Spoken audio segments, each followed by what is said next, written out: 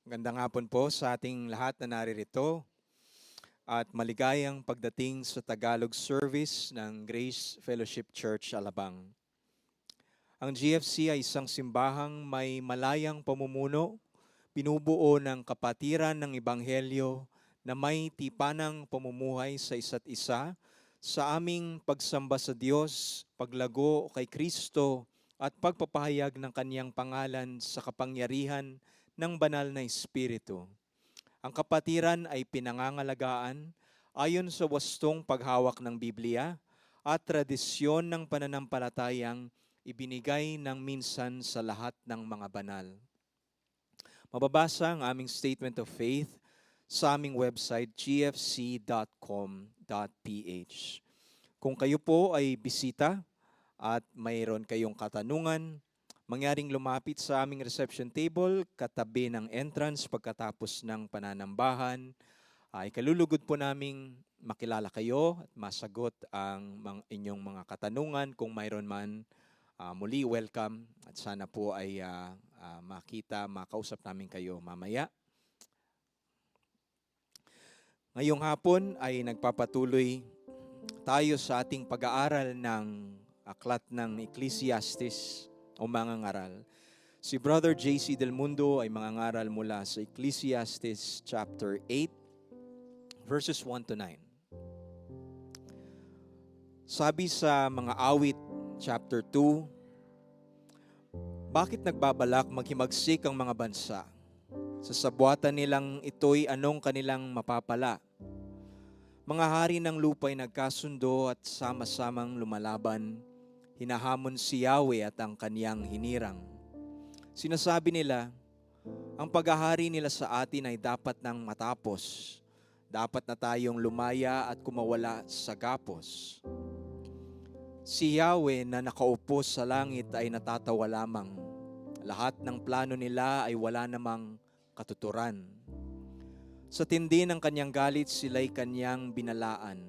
Sa tindi ng puot, sila'y kanyang sinabihan. Doon sa Zion, sa bundok na banal, ang haring pinili ko'y aking itinalaga. Ipahahayag ko ang sinabi sa akin ni Yahweh. Ikaw ang aking anak, mula ngayoy ako na ang iyong ama. Hingin mo ang mga bansa at ibibigay ko sa iyo. Maging ang buong daigdig ay ipamana ko. Dudurugin mo silang ng tungkod na bakal, tulad ng palayok sila'y magkakabasag-basag. Kaya't magpakatalino kayo mga hari ng mundo, ang babalang ito'y unawain ninyo.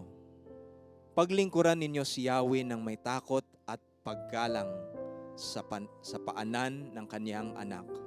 Yumukod kayo at magparangal. Baka magalit siya at bigla kayong parusahan. Mapalad ang taong ang Diyos ang kanlungan.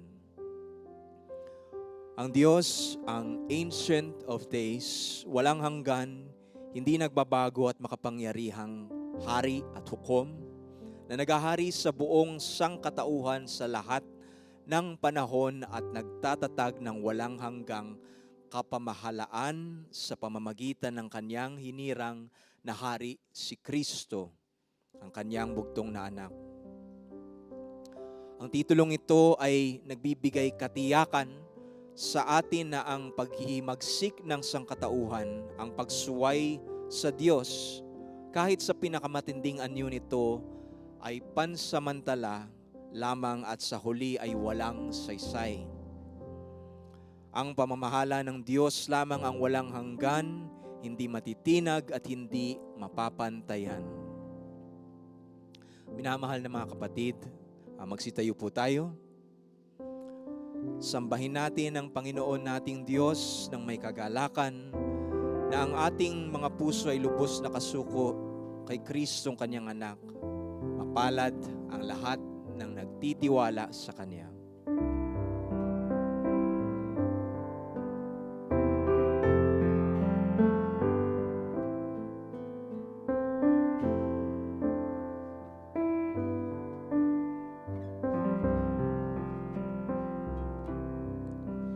Though the nations Kingdoms rise and fall. There is still one King reigning over all. So I will not fear, for this truth remains, that my God is the Ancient of Days. None above him, none before him, all of time in his hands. For his throne it shall remain and ever stand. All the power, all the glory, I will trust in his name. For my God is the Ancient of Days. Though the dread of night overwhelms my soul, he is here with me. I am not alone. Oh, his love is sure, and he knows my name. For my God is the Ancient of Days. None above him, none before him, all of time in his hands. For his throne it shall remain and never stand. All the power, all the glory, I will trust in his name. For my God is the Ancient of Days.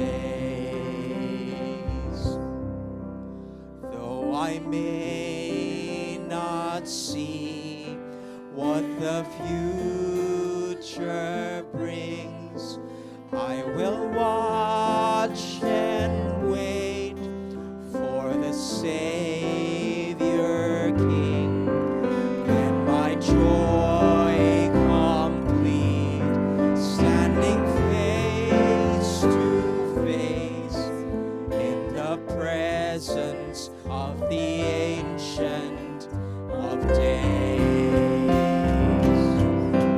None above him, none before him, all of time in his hands. For his throne it shall remain and never stand. All the power, all the glory, I will trust in his name. For my God is the Ancient of Days. For my God is the Ancient of Days.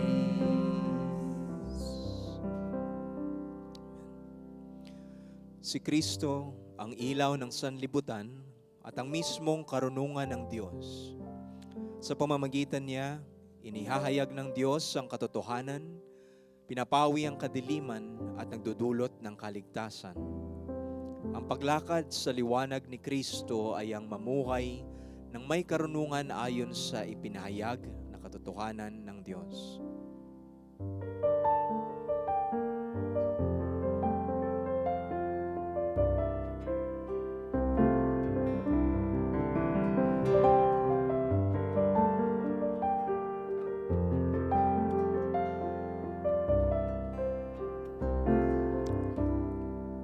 Kay Kristo lang pag-asa ko, liwanag tibay sa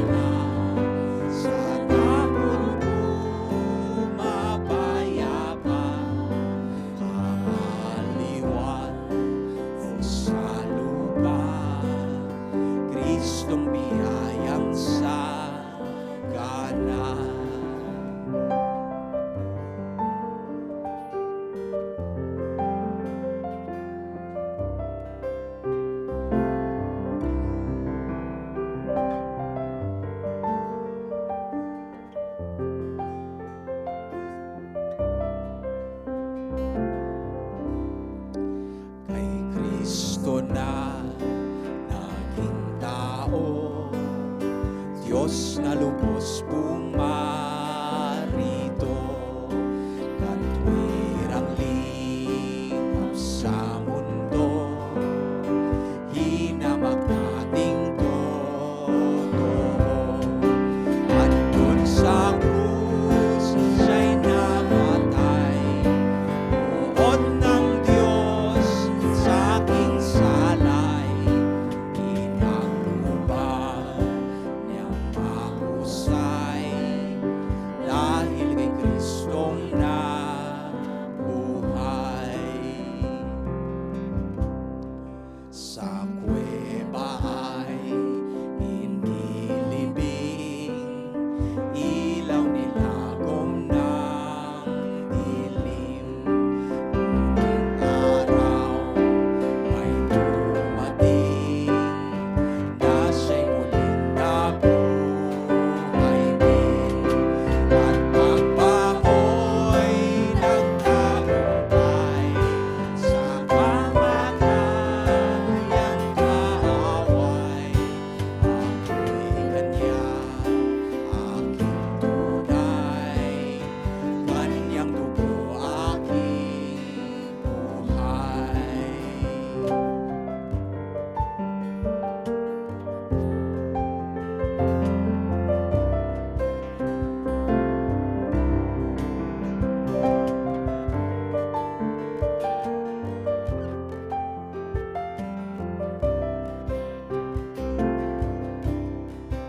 Walang sala o takot man, dahil si Kristong tanggulan. Sa simula katapusan, buhay natin kay Kristo lang. Sa kanyang di mawawagli, kanyang pagbabalik, habang dito sa daigdig, kay Kristo lang tumitindi.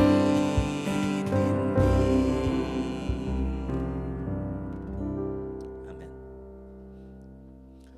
Ang pagsamba ay hindi nililimitahan sa isang lugar o sandali, kundi ito ang patuloy na bukasyon ng bayan ng Diyos na inaasahan ng pangkalahatang pagpupuri sa Kanya sa langit at sa lupa. Kaya bilang mga lingkod ng Diyos, ipahayag natin sa salita at sa gawa ang Kanyang kaluwalhatian sa lahat ng dako at sa lahat ng panahon.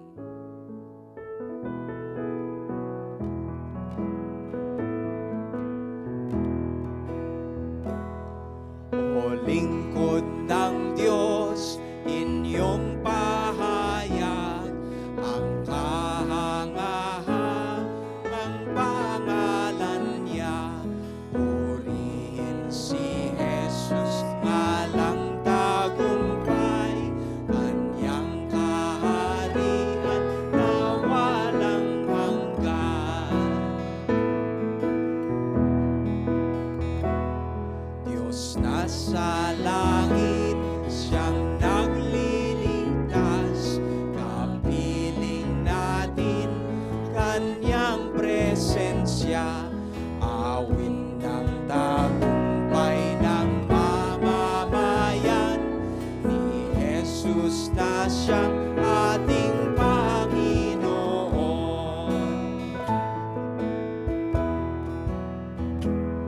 Ama sa langit, ang kaligtasan, bingyang parangal ang kanyang anak. Magpuri kay Jesus o mga anghel, magpatirapat sa Kordero ng Diyos. Ating sambahin. Ating sambahin at papurihan, paspas ng dangal at kalwatian, magpaparangal ng mga anghel, magpapasalamat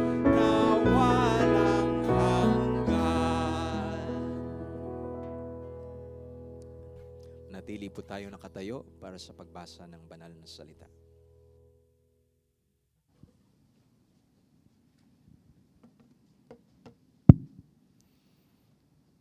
Daniel, ikalawang kabanata, talata 10 hanggang 16.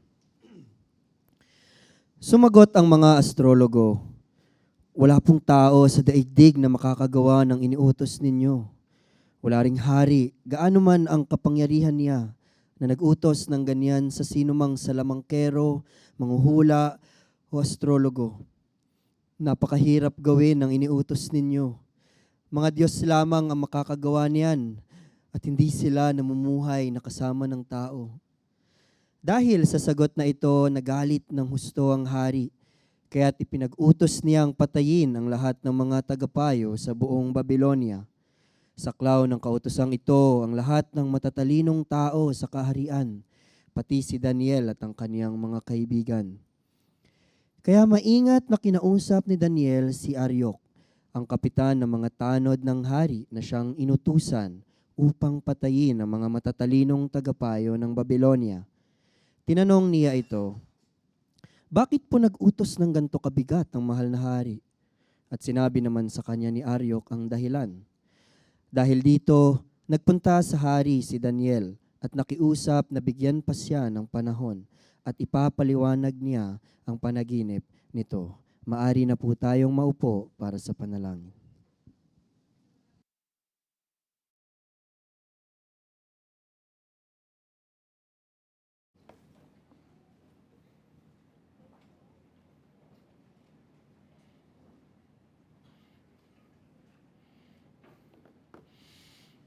Tayo po ay manalangin.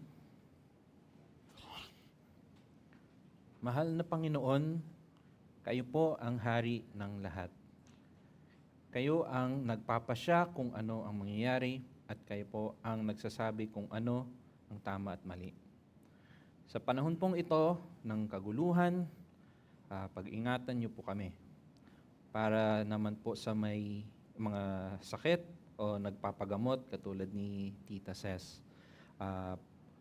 Na may pagalingin niyo po at aliwin niyo po sila.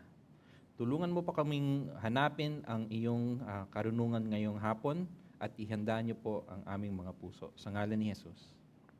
Amen.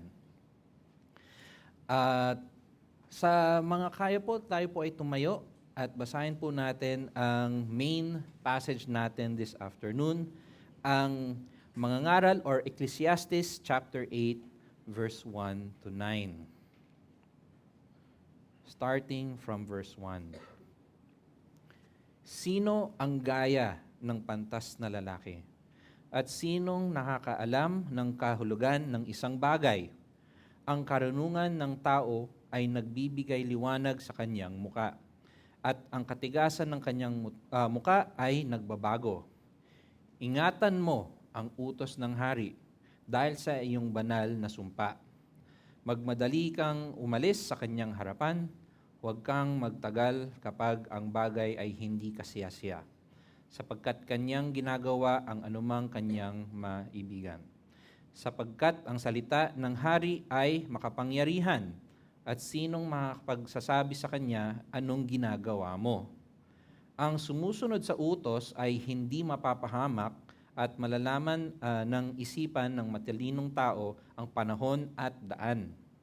Sapagkat bawat bagay ay may kapanahunan at paraan, bagaman ang kabalisahan ng tao ay mabigat sa kanya. Sapagkat hindi niya nalalaman ang mangyayari.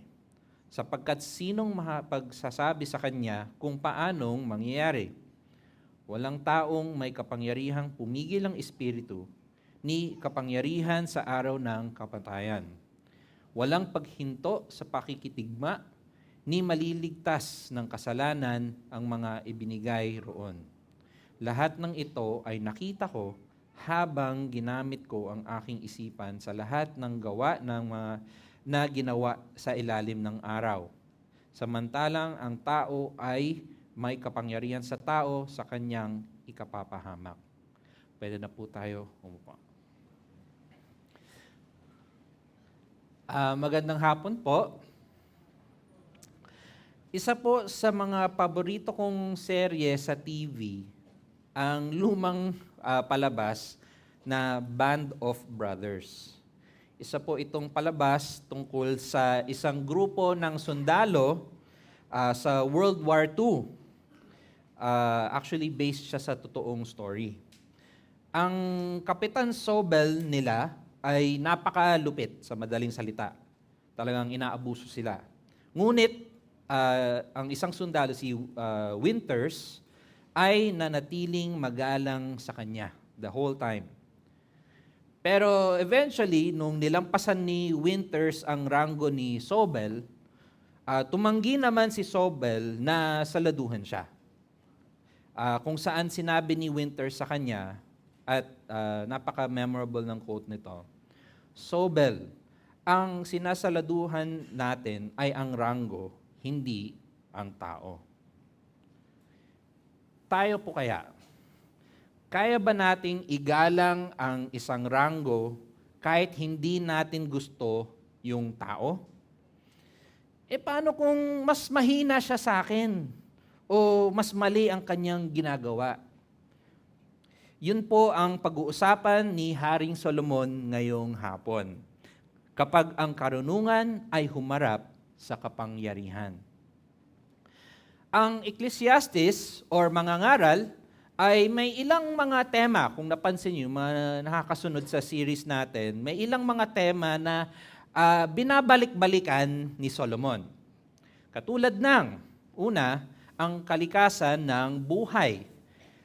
Madalas sabihin ni Solomon or ni Kohelet na puno ang buhay ng kawalang kabuluhan. Empty, vanity.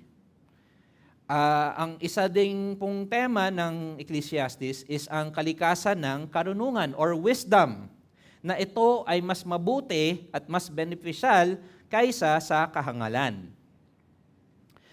Pangatlo, ang tema ng Ecclesiastes ay ang mga limitasyon ng karunungan, na hindi nito kayang malaman or kontrolin ang lahat ng bagay sa buhay. At paminsan-minsan, nababanggit ni Haring Solomon at uulitin niya sa pinakadulo ng Ecclesiastes ang conclusion, ang logical conclusion niya sa mga katotohanan ito. Kung ito at saka ito ay totoo, ano yung application nitong lahat?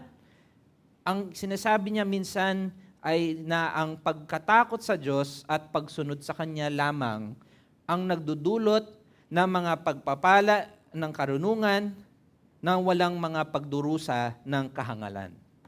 Fear of God and obedience to Him. No? Kasi pinagdaanan niya lahat eh. Sinubukan niya daw lahat. And it's only the fear of God and obedience that brings the blessings of wisdom and without the suffering of sin. Ngayon, sa mga huli naman nating talata, the past 2 or 3 weeks, pinag-aralan po natin ang wisdom or karunungan sa mga bagay naman na hindi natin kontrolado. Starting from chapter 7, kay Pastor Pedro, mga araw ng kahirapan, na kung saan sinabi na ang Diyos lang ang nagtatakda ng mga mabubuti at masasamang araw natin. Tapos starting sa verse 15, last week kay Pastor George, na yung kahabaan ng buhay ng mga makasalanan or masasama, na sinabi na ang pagiging matuwid at makadiyos ay hindi garantiya ng mahabang buhay dito sa lupa. At yung tema pong ito ay itutuloy ngayon dito sa chapter 8, tungkol sa pagpapasakop naman sa mga pinuno. Ipapakita ng talata natin ngayong hapon na ang biblikal na pananaw sa buhay lamang ang nagbibigay daan upang tumugon sa mga otoridad dito sa mundo sa paraang nagbibigay karangalan sa Diyos. Hindi po ang katalinuhan natin, kabaitan natin, no? Maaring kaya nating igalang yung mga otoridad sa sariling sikap, pero ano siya, pagsisipsip or kung may gusto ka or kung may iniiwasan ka. But for believers, paano po ito? Kaya sasagutin po natin ngayong hapon ang tanong na ano ang nangyayari kapag nagtagpo ang karunungan at kapangyarihan. Tignan po natin ang 4 na tugon ng karunungan sa ilalim ng otoridad. Starting from number 1, ang karunungan ay nagdudulot ng pagbabago. Ready na po tayo? Okay? Kasi masyadong mababait ang sa Tagalog service natin. Hindi ko alam tuloy kung sobrang attentive or ano pa, nabibiktima pa ng kanin. Kasi ako medyo konti. So, sabi po sa verse 1, sino ang gaya ng pantas na lalaki? At sinong nakakaalam ng kahulugan ng isang bagay? Sinabi po last week ni Pastor George sa huling chapter na isang tao lang mula sa 1,000 ang natagpuan ni Solomon na may makadiyos na karunungan. At inuulit naman po niya ngayon ang tema ng pagiging bihira ng karunungan.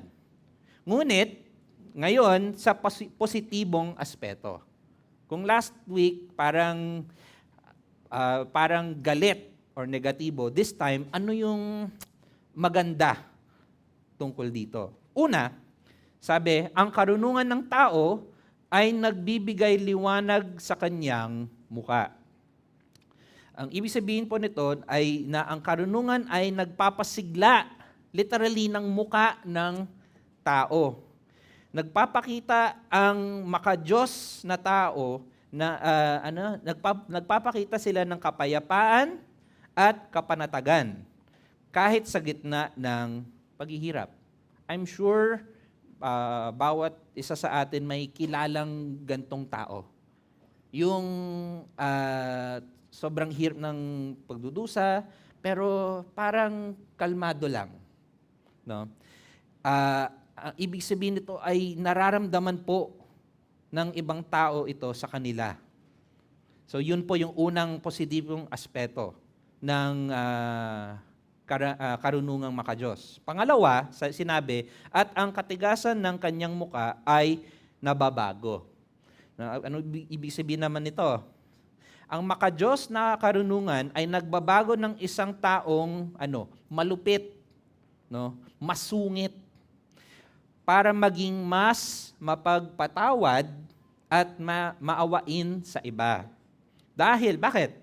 Dahil sa mas naging espiritual ang kanilang pananaw sa buhay at ngayon mas nauunawaan nila ang pinagdadaanan ng iba. So kahit merong nakakainis dyan, sinasabi, galing din ako dyan. Galing din ako dyan. So, ang tunay na karunungan or wisdom ay nakikita sa muka at kilos ng isang tao. So, yun po, yung unang tugon ng karunungang makadiyos. Pangalawa, bilis pangalawa na kaagad. Sige, bagalan ko kaya. Mas pahirapan ko sarili ko. Number 2, ang karunungan ay mapagkumbabang sumusunod. Sabi po sa verse 2, ingatan mo ang utos ng hari dahil sa iyong banal na sumpa. Ngayon, itong verse na to, ito po ang pinaka-focus ng buong talata natin ngayong hapon. Ang lahat ng susunod ay pagpapaliwanag or pagtugon sa utos na ito. Sino pa ang mas makakapagturo tungkol sa tamang asal sa harap ng hari kundi ang isang hari mismo? Alam niya yung gusto niya. Si Solomon ay nakipag-ugnayan din sa maraming hari at nag-asawa pa ng karamihan nilang mga dalagang anak. Kaninang umaga sa English service, Nagkamali akong banggitin na grabe, ang daming biyenan ni Solomon. Nandito yung mga biyenan ko. Kaya napatigil ako, tapos sinabi ko, ang sarap! Pero halatang mas masarap naman talaga. Ang punto po nito, okay, anong ibig sabihin nito? Anong point nito? Talagang alam na alam ni Solomon ang pinagsasabi niya pagdating sa pagtugon sa isang hari. He knows what he's talking about. Ibinigay niya ang unang dahilan kung bakit dapat sumunod sa hari. Ang banal na sumpa. Ano yun? Ano yung banal na sumpa? Tumutukoy po ito sa 1 Chronicles 29 verse 24 kung saan ang mga pinuno ng Israel ay nangakong magiging tapat kay Solomon. Ang panunumpa ay may dalang bigat o seryosong pananagutan. Ngayon, hindi man tayo nanunumpa sa mga hari ngayon, katulad ng mga sa TV show, pero bilang mga mamamayan, saklaw tayo sa mga batas ng bansa. Binibigkas pa natin ang panatang makabayan. At kahit man po sa trabaho, actually, tinatanggap din natin yung mga terms and conditions ng isang kumpanya. Nagko-contract signing pa tayo, lalo na pag na-regular na. Sabi sa Matthew chapter 22, not 23, ibigay kay Cesar ang kay Cesar. Magpasakop, sabi naman sa 1 Peter chapter 2, magpasakop sa mga pamahalaan alang-alang sa Panginoon. Tapos sinabi naman po sa Colossians 3:22, sumunod sa mga amo sa lupa, hindi lang para sa kanila, kundi para sa Panginoon. So, definitely, sakop po tayo ngayon sa utos na ito. Pero syempre, kailangan masabi, kung ang inuutos naman po sa atin ay kasalanan, syempre, dapat tayong tumanggi ng may paggalang pa rin. So, pagkatapos ng utos, nagbigay kaagad si Solomon ng dalawang implikasyon. Pag sinabing ingatan ng utos ng hari, siguro okay. Wala akong laban doon, pero anong aksyon nito? Una, sinabi, magmadali kang umalis sa kanyang harapan. Now, actually, nalito ako dito sa Tagalog translation. Whether yung version ng ang Biblia or yung magandang balita, sinabi na magmadali. But sa lahat ng English at saka kahit yung original na Hebreo, ang sinasabi ay huwag magmadaling umalis sa presensya ng hari. Tumutukoy kasi ito sa pag-alis sa harap ng hari nang hindi pa pinapaalis o kaya pagtalikod sa kanya. Ito ay itinuturing malaking kawalang galang sa isang hari. Pwede ka lang umalis sa presensya niya pag dinismiss ka niya. Hindi pwedeng, ayoko na sa'yo. Wala, papatayin ka. Kaya ang makadiyos na pagsasakop ay hindi padalos-dalos na pagtalikod o kawalang galang sa mga may otoridad. Tapos ang ikalawang implikasyon naman ay, sabi, huwag kang magtagal kapag ang bagay ay hindi kasiya-siya. Ang ibig sabihin naman po nito ay huwag manindigan, magtagal. Don't take a stand. Huwag manindigan sa masamang layunin. Huwag tayong pumanig sa isang bagay na kumakalaban sa hari, ang ibig sabihin nito. At bakit daw? Sapagkat kanyang ginagawa ang anumang kanyang maibigan. Ang dahilan kung bakit kailangan sumunod sa salita ng hari or ng otoridad ay napakasimple. Dahil sa kanilang kapangyarihan. No? Ang mga may otoridad ay may karapatang magpasya. Now, ewan ko sa inyo, pero ang una kasi pumapasok sa isip ko pag sinabi yung kapangyarihan, no, over another person is kapangyarihan na parusahan, no, na i-execute or tanggalin sa trabaho or ibagsak sa eskwela or whatever. Pero actually, kasama din po dito sa pag sinabing anumang maibigan niya, kasama din po doon na may karapatan sila magpasya. May kalayaan sila gumawa ng mga desisyon. Bakit? Dahil sa institusyon na naglagay sa kanila doon. Whether it's a company or a school or a government body, they have the authority. May karapatan sila. Kahit kung sa tingin natin hindi makatarungan. Tapos sinabi naman po sa verse 4, sapagkat ang salita ng hari ay makapangyarihan. At sinong makapagsasabi sa kanya, anong ginagawa mo? Parang, nung binasa ko to, parang nakakatawa yung naisip. Parang imagine mo, sinasabi sa hari, anong pinaggagawa mo? Parang kaibigan lang, equal lang. May otoridad ang hari mag-utos. At may otoridad ang hari magparusa sa mga hindi sumusunod. At ang pagsabi ng ano ang ginagawa mo ay halos nakakatawa kasi nga parang tinatrato mong equal mo. Ito ay ang pagki-question sa hari, paghahamon, no, or pagcha-challenge, pakikipagtalo, or pagmamaliit. Tapos tinanong sa verse 4, sino ang makakapagsabi nito? Isa itong tinatawag na rhetorical question. Bakit? Kasi obvious yung salita. Walang dapat sumagot ng ganito sa hari. Hindi nga ulit lang dahil sa kaparusahan, kundi dahil karapatan nila magpasya.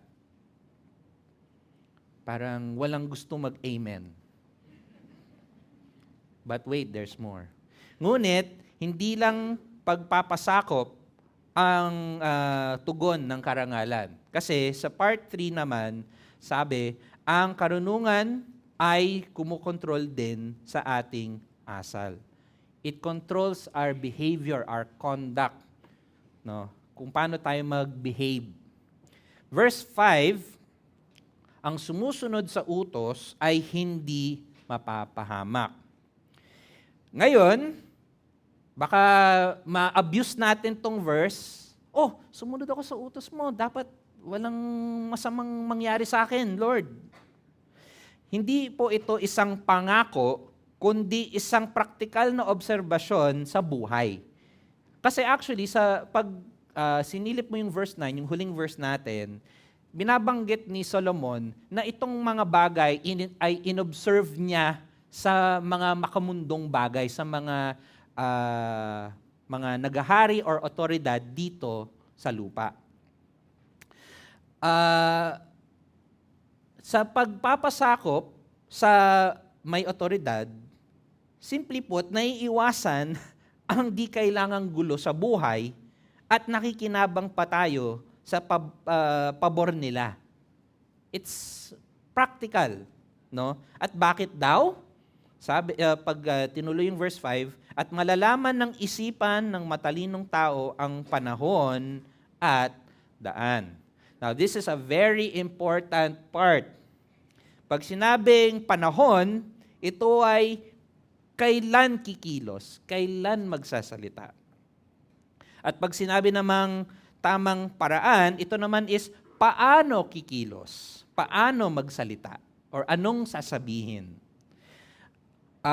Sa madaling salita, kailangan natin harapin ang mga otoridad sa angkop na paraan. Wala pa rin nag-amen. Ayaw talaga. Gets naman. For example, yung binasa po kanina na Daniel chapter 2, kinontra ng mga, yung term dito is astrologo, no? Pero sa English, wise men. Pero hindi sila ganun ka-wise. No? Kasi kinontra nila ang hari.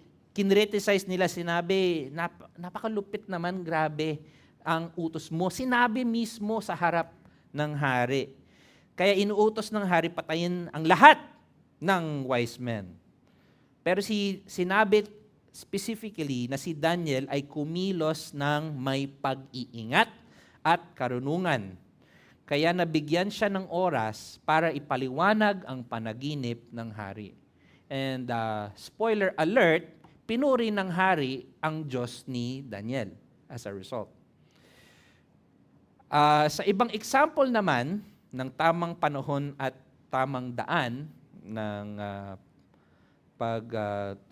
tungkol sa otoridad, nung lumalaki ako, natutunan ko na kung may hihingin ako sa tatay ko, wala naman siya dito, kaso na record.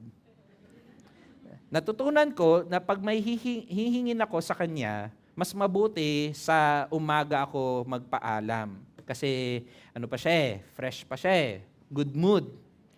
Pero kung sa nanay ko naman ako magpapaalam or manghihingi, kailangan sa gabi. Kasi doon siya mas relaxed.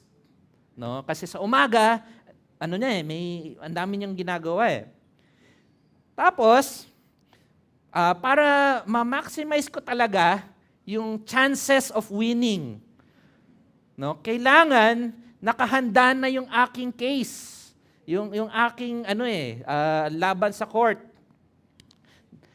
Dapat masagot ko na kaagad. Maunahan ko na yung mga tanong nila, no? Safe ba, ligtas ba ang pupuntahan mo? Anong oras ka uuwi? Sinong kasama diyan? Tapos na ba ang mga homework mo? No? Itong maingat na parang diplomatic negotiations. Kahit madalas ang sagot pa rin ay hindi. So, pero at least naiwasan ang sermon. Now, the Bible naman is full of examples ng mga mananampalataya na nakipag-usap ng maayos at may galang sa mga otoridad. No, actually, I had to cut the list kasi ang dami. Si Esther, si Nehemiah, no. Pero sa New Testament, no, si Apostol Pablo din nung hindi niya sinadyang i-disrespect yung high priest, inamin niya yung pagkakamali niya kasi hindi daw dapat i-disrespect ang high priest. And siguro the ultimate example, si Jesucristo mismo sa John 18, no, sa harap ni Pontius Pilato, ay nung tinanong siya ni Pilato, "Hari ka ba?" Hindi siya nagsinungaling. Talagang sinabi niya, "Oo." Pero ang pagsagot niya ay may ganap na pagpipigil at paggalang. Even God himself in the form of man respected authorities. Kahit hindi siya mahiyang sabihin, "Oo, ako yung hari." No? Hindi niya binastos. And si Jesus na 'yon Ang pinag-usapan lang po dito ay ang pagpapakita ng pagpapakumbaba, paggalang, at simpleng common sense. Alam ng karunungan or wisdom kung paano kikilos para sa pinakamabuting resulta. Hindi nito ginagarantiya ang gustong mong mangyari, okay? Be clear. At hindi rin ibig sabihin na isusuko mo ang iyong paninindigan. No, hindi sinasabi na, bahala na. Kundi marunong kang humarap sa sitwasyon sa tamang paraan. Mahalaga ang pagpapakumbaba at pinoprotektahan naman tayo ng karunungan. Ito ay tungkol sa pagdidisiplina sa sarili mong pride or pride chicken. And then sa verse 6 naman sinabi po, sapagkat bawat bagay ay may kapanahunan at paraan, bagaman ang kabalisahan ng tao ay mabigat sa kanya. No? So may sinasabi po dito na may tamang paraan talaga at oras ang pagharap ng bawat klaseng sitwasyon. There's a right way and a right time. kahit gaano kabigat ang problema sa buhay. No?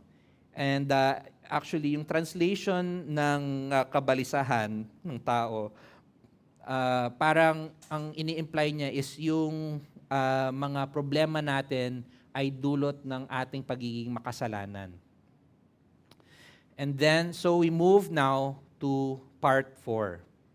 Ang karunungan ay kinikilala ang kanyang mga hangganan.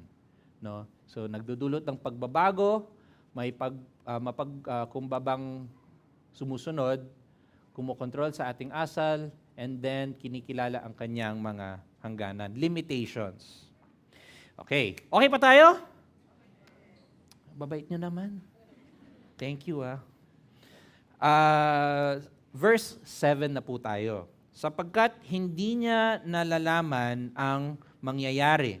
Sapagkat sinong makapagsasabi sa kanya kung paanong maangyayari. May mga bagay na kahit ang pinakamatalinong tao sa buong mundo ay hindi kayang gawin. Una, na malaman ang hinaharap. No? Walang taong makakapagsabi kung ano ang mangyayari sa buhay. Yan po ang sinasabi sa verse 7. Pangalawa, hindi kaya ng karunungan ang pagkontrol ng mga puwersang lampas sa ating kapangyarihan. Kasi sinabi po dito, no, verse 8, walang taong may kapangyarihang pumigil ng espiritu. Yung English translation used the word wind. No? So, wind can mean spirit, katulad ng spirit, the Holy Spirit, or the spirit ng isang hari, yung ugali niya. It can also mean literal wind, yung nature. Hindi natin kayang kontrolin ang kalikasan. At lalo na ang pang-apat, ang ating kamatayan.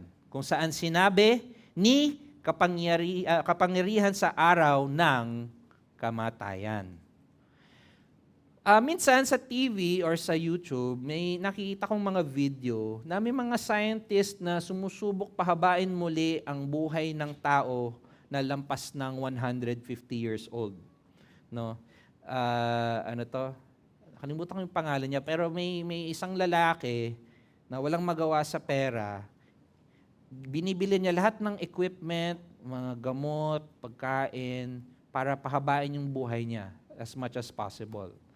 No?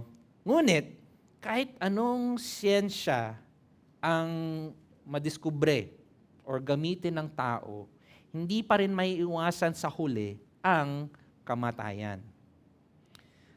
So yun po yung pang-apat na hindi mo kontrol ng karunungan. At pang-lima, hindi mo kontrol ng karunungan ang pakikidigma na actually nangangahulugan sa paghatol sa kasalanan. Okay.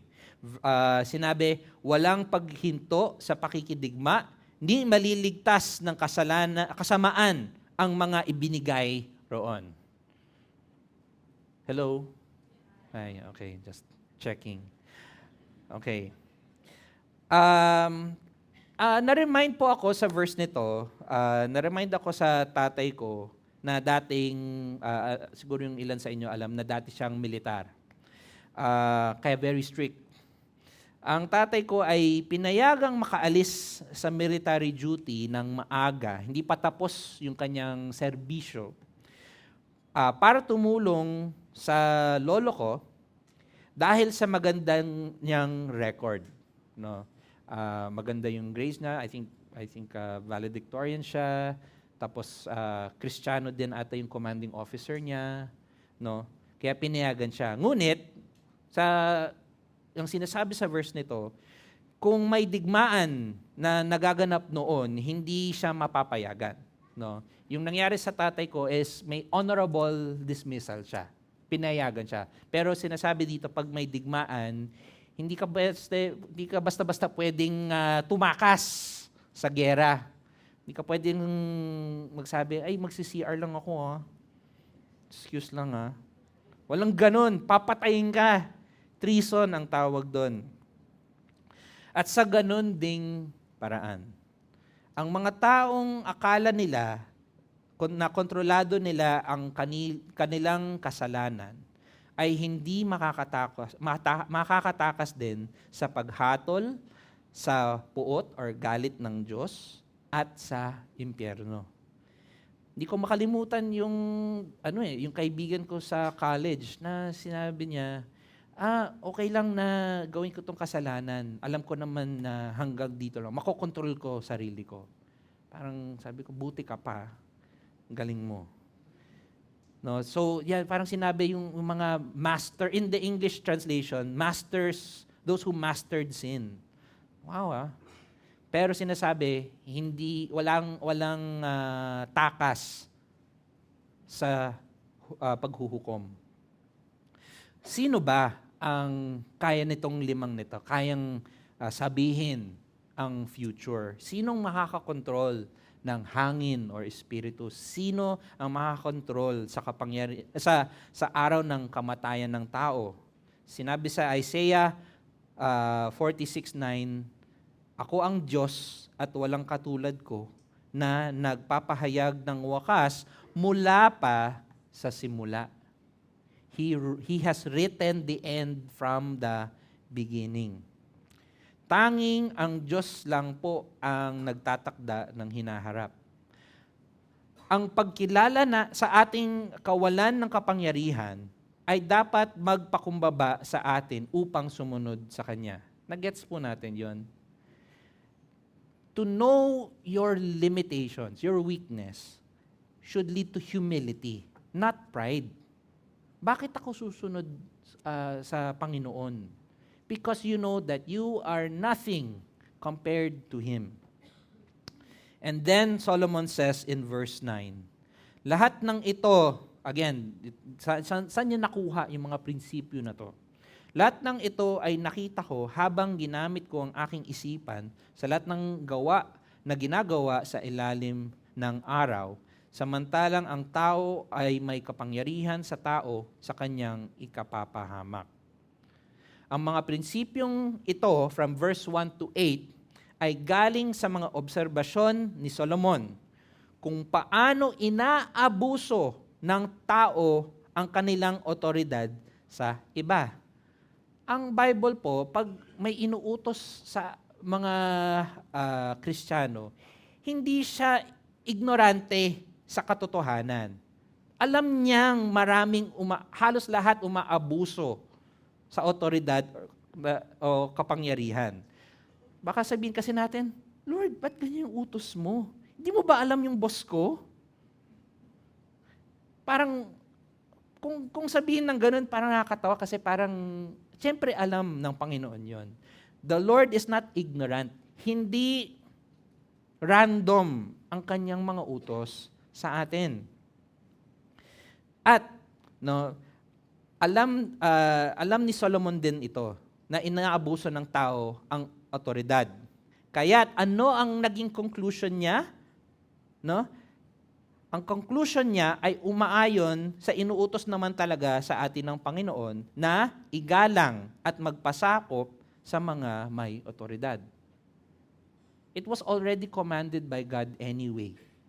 And Solomon had to learn the hard way. Ngayon, yung mga gantong bagay, na sumunod sa otoridad, wag kang masyadong pasaway, dapat hindi ka masyado pansinin ng boss mo, maaari din itong sabihin ng makamundong tao. Ngunit, yun ay para sa practical na reason. Ano ang pagkakaiba ng payo ng mundo at ang payo ng Biblia? Bakit iba pag sinabi ng Panginoon? Bakit iba pag sinabi sa Biblia? Bakit? Una, iba ito sa makamundong advice kasi naniniwala tayo na ang Diyos ay banal. Number 1. Naniniwala po tayo na siya ang nagtatakda kung ano ang tama at mali. Hindi tayo. Siya ang nagsasabi kung ano ang kasalanan at kabutihan. Wala tayong karapatan para sabihin kung ano ang kasalanan at kabutihan. Ikalawa, bakit iba ang advice ng mundo sa Panginoon? Dahil number 2, naniniwala tayo na ang Diyos ay Panginoon. Hindi lang banal, kundi Panginoon. Ang mga Kristiyano, ang mga tumatawag sa sarili ng Kristiyano, ay ang mga taong kumikilala na ang Diyos ang ating tunay na hari at ang may-ari ng ating buhay. He is Lord, literally Master, if you call yourself a Christian. Pangatlong difference, pag galing sa Panginoon ng utos, naniniwala din tayo na ang Diyos ay hukom. May kapangyarihan siya at may karapatan siyang humatol sa kasalanan. Again, hindi lang na kaya niya tayong parusahan. Karapatan niya na parusahan tayo. Lord, bakit ganito? Ba't mo ako ginaganto? We have no right to question. Kaya ang ganda ng message ni Kuya Josh sa youth nung isang linggo sa Psalm 51. Lord, kung hinatol mo ko, talagang tama ka. Lord, lahat ng karapatan para i-judge ako at parusahan ako, mag-a-agree ako sa'yo. I agree na kailangan akong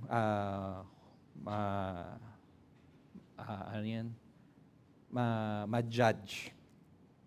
So, we believe na siya ay banal, we believe na siya ay Panginoon, we believe na siya ay hukom, at ikaapat, naniniwala tayo na ang Diyos ay soberano. Sovereign. Ang Diyos po ay ang Panginoon ay hindi lang tahimik na tagamasid. Tagamasid or tagamasid? Okay, thank you. Oy, at least nagtanong. Normally, tinatanong ko kay Nina kung ano yung pronunciation. Ang Diyos po ay hindi tahimik lang na tagamasid, kundi siya ay isang hari. Siya ang hari na kumukontrol sa lahat ng bagay. Ang kanyang mga utos ay hindi basta-basta.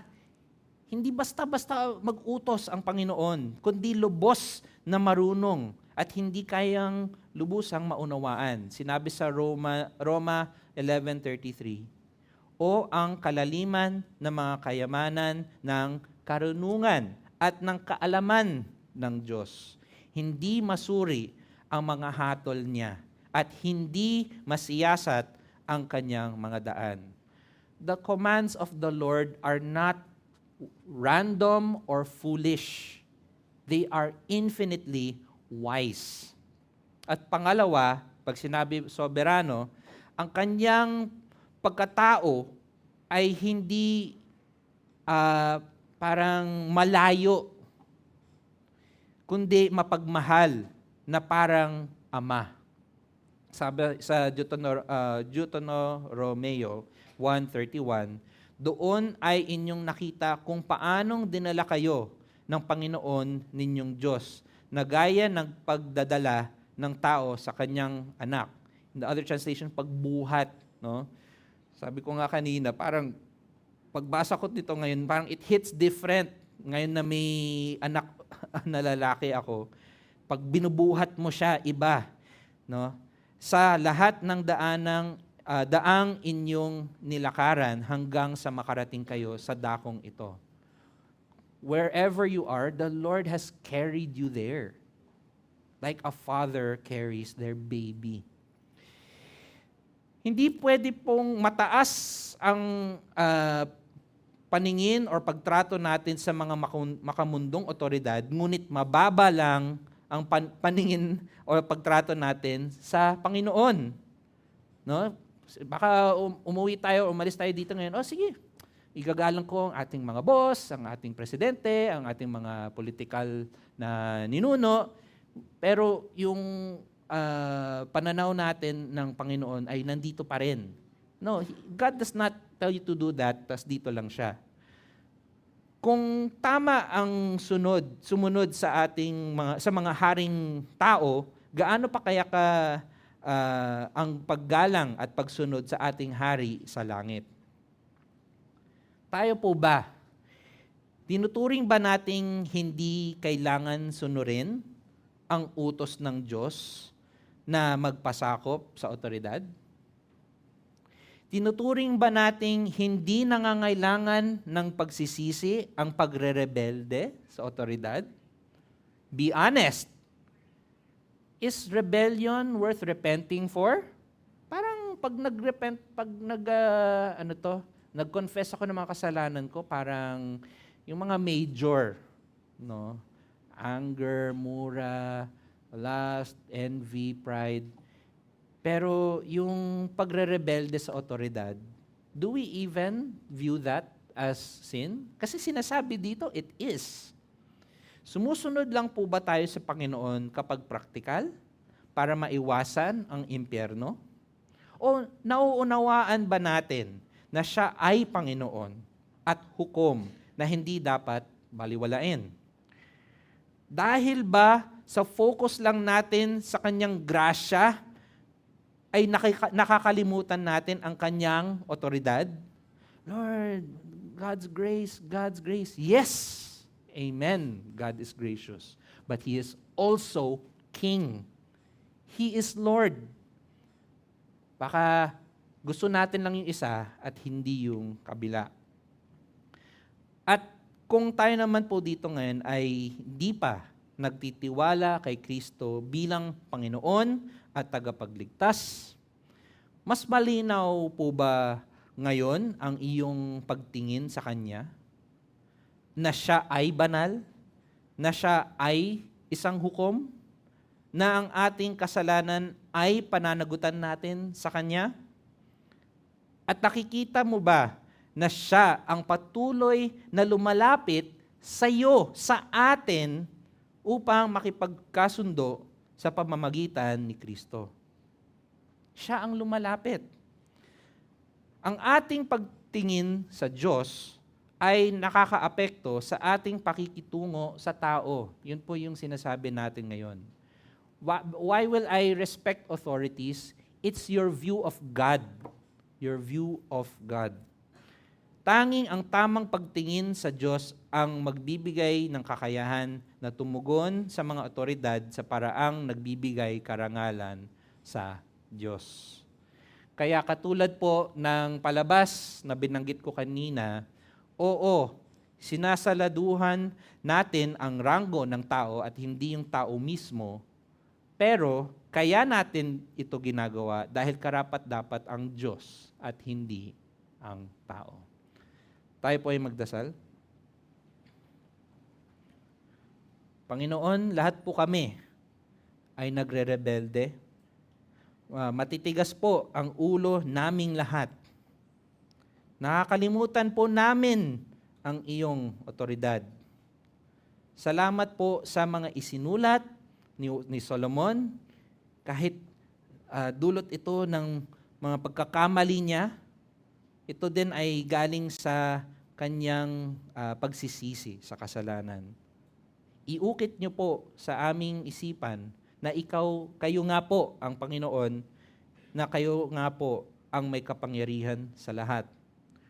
Tulungan niyo po kaming hindi lang mahalin ang iyong biyaya o grasya, kundi pati ang iyong kabanalan at otoridad. Gabayan niyo po kami sa aming pang-araw-araw na pamumuhay sa pangalan ni Jesus. Amen.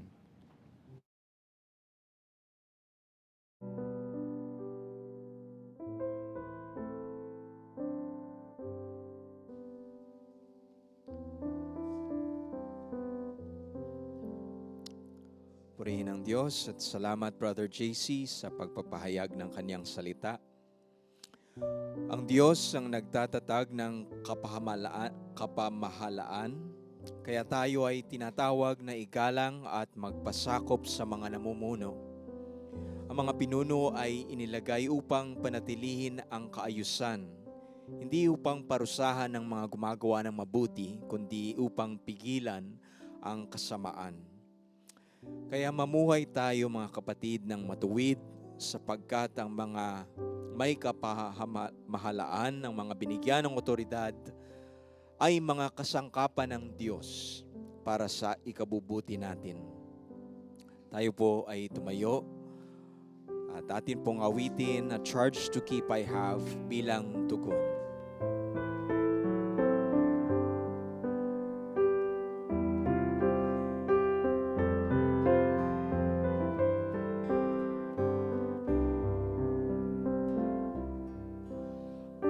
A charge to keep I have, a God to glorify, who gave His Son my soul to save and fitted for the sky.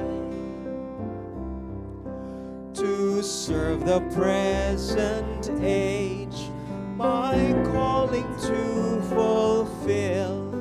Oh, may it all my powers engage to do my Master's will.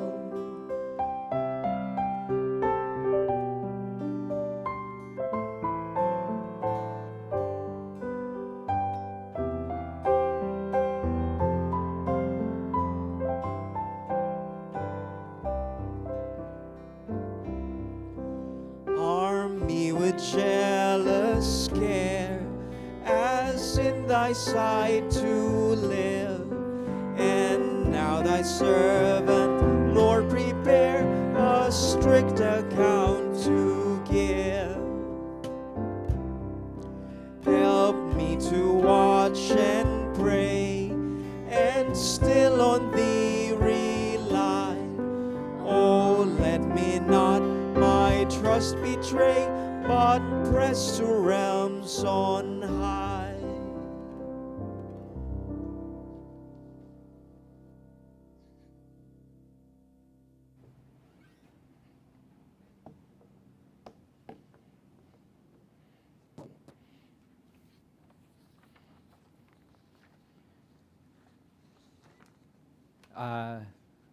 Okay lang kung English, Ate Ernst, ang announcements.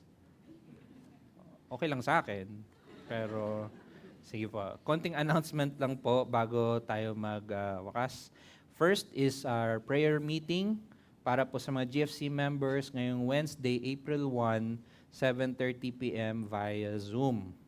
Pangalawa, no midweek Bible studies.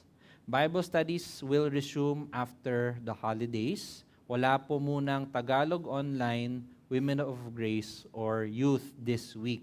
Please be informed.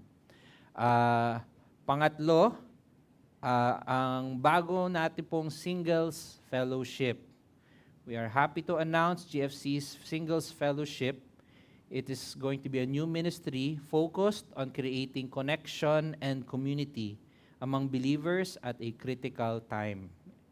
The largest age group to disconnect from church is 18 to 29 years old due to lack of meaningful connections. With a focus on fellowship and targeted discussions, it will be once a month, starting April 25, with the topic More Than a Waiting Room, all about God's design for singlehood. Open po to all single believers, ages 18 and up. Talagang sinigurado ni Pastor George, single believers 18 and up. We hope to see you there. And then lastly, Church Camp 2026, this year's theme, based on the book The Compelling Community by Mark Dever and Jamie Dunlop. The camp will be August 20 to 22, na Thursday to Saturday, at the Rizal Recreation Center. Registration for our church camp is now open. We're glad to inform you there have been adjustments to the registration fee so we can better minister to our church. Praise God. For those who wish to reserve your slots, please go to the registration area at the back after the worship service. Kindly refer to the screen for the adjusted registration fees. As always, first come, first serve basis. Thank you. At ngayon po, ang ating benediction ay manggagaling sa mga bilang 6:24 to 26. Pagpalain ka nawa ng Panginoon at ingatan ka. Paliwanagin nawa ng Panginoon ang kanyang mukha sa iyo at mahabag sa iyo. Ilingap nawa ng Panginoon ang kanyang mukha sa iyo at bigyan ka ng kapayapaan. Glory be to the Father, and to the Son, and to the Holy Ghost, as it was in the beginning, is now, and ever shall be, world without end. Amen. Amen. God bless po.